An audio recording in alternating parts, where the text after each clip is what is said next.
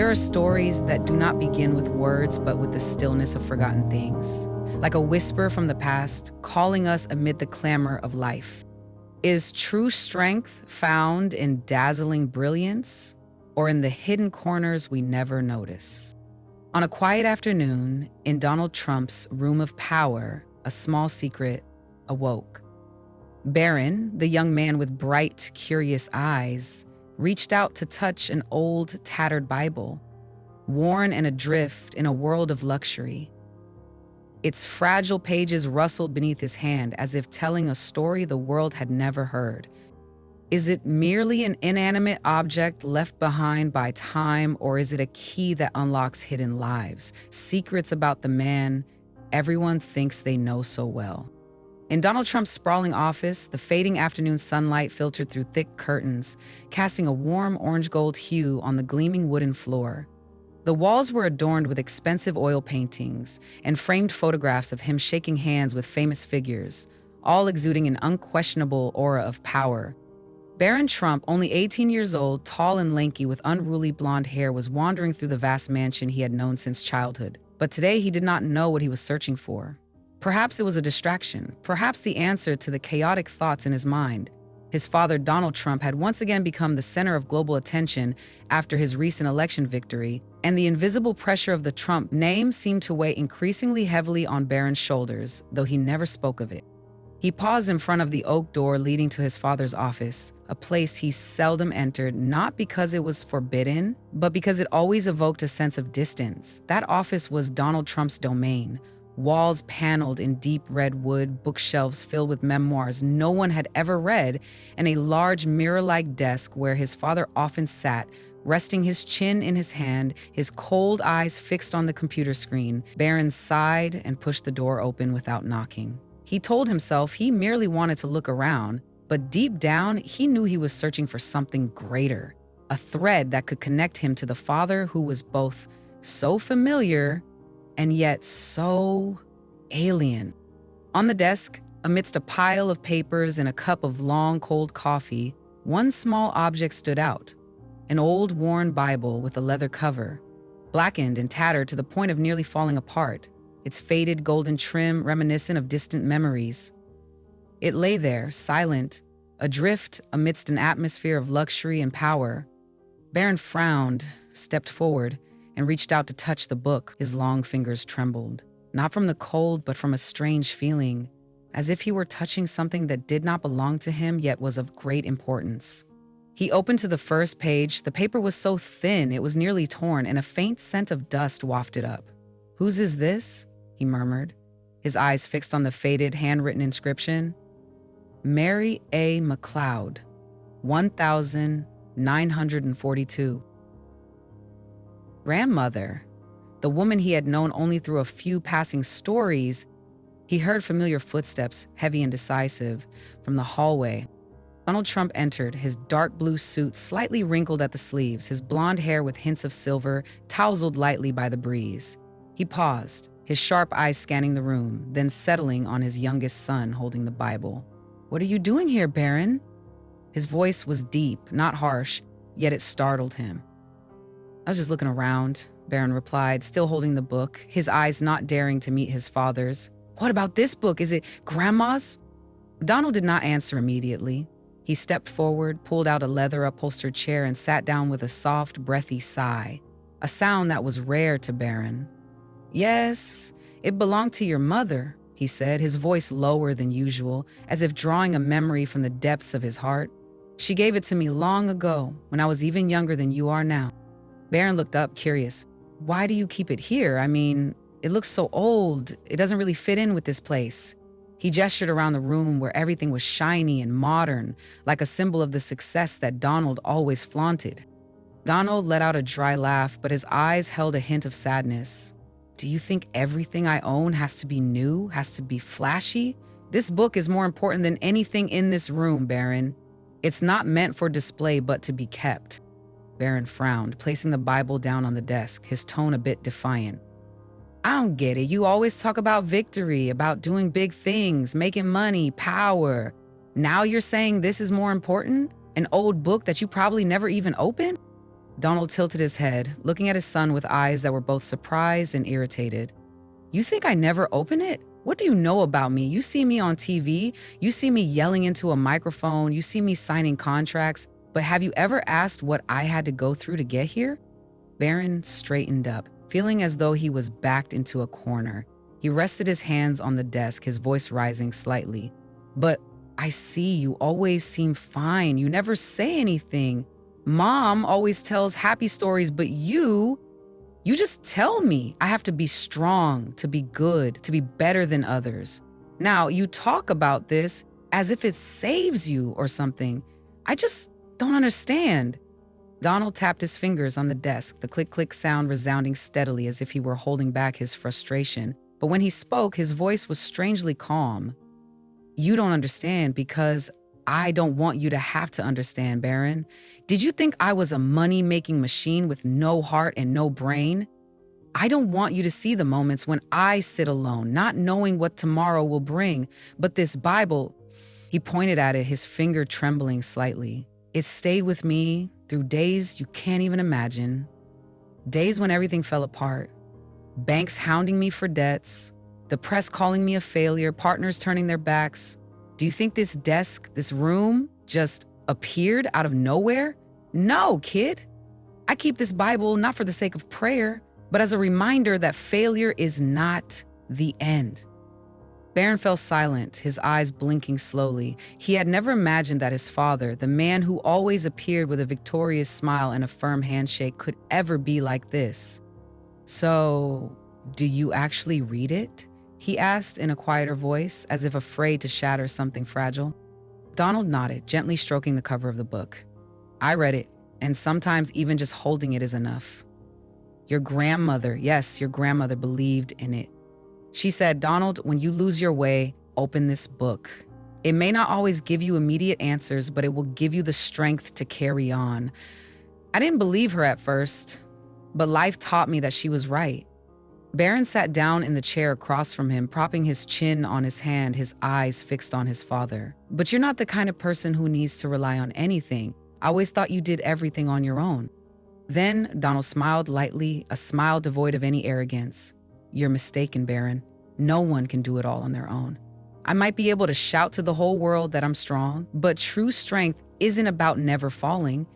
It's about getting back up when no one believes you can. This book reminds me of that, of your grandmother, of what she taught me. Barron picked up the Bible once again, his fingers gliding over its pages as delicate as butterfly wings. He pictured his grandmother, Mary Trump, a woman he had known only through a few black and white photographs and fragmented stories. A small-statured woman with tightly tied hair and eyes that were stern yet warm. He wondered how she had lived, what she had endured to pass this book on to his father. Have you ever been afraid? Barron asked hesitantly, as if the question were too monumental to voice. I mean, I never thought you were like ordinary people, capable of fear or anything like that. You always act like everything is under control. Donald looked at him, his eyes briefly reflecting a flicker of emotion. He sank back into his chair, folding his arms as if rummaging through memories, then let out a dry laugh that echoed in the quiet room. Of course I'm afraid, Barron. Do you think I was made of steel? Everyone is afraid of losing everything, afraid of failure, afraid of waking up one morning with nothing. But the key is I don't let that fear eat me alive. He leaned forward, pointing at the book, his voice firm yet tinged with a rare tremor. Your grandmother, my mother, taught me that. She was the toughest person I ever met, raising 5 children on her own in a cramped house in Queens, losing her husband early and having barely any money, yet I never saw her cry or complain. She said, Donald, as long as you believe in God, believe in yourself, nothing is insurmountable. I keep this book to remember her, to remind me that even when everything falls apart, there is always a way out. Barron swallowed hard, a lump forming in his throat. He had never seen his father so vulnerable. The man before him was not an arrogant billionaire or a powerful former president, but a son, carrying his mother's lessons through the darkest days. But what good is belief? He interjected, his tone frustrated and laced with defiance. I mean, when the banks demand their money, when people are cursing you in the newspapers, do these Bible verses pay your debts? Do they shut those damn reporters up? I just don't get it. If they don't solve the problem, then why keep them? Donald regarded him with eyes that held a trace of surprise at such candor. Then he burst into hearty, genuine laughter.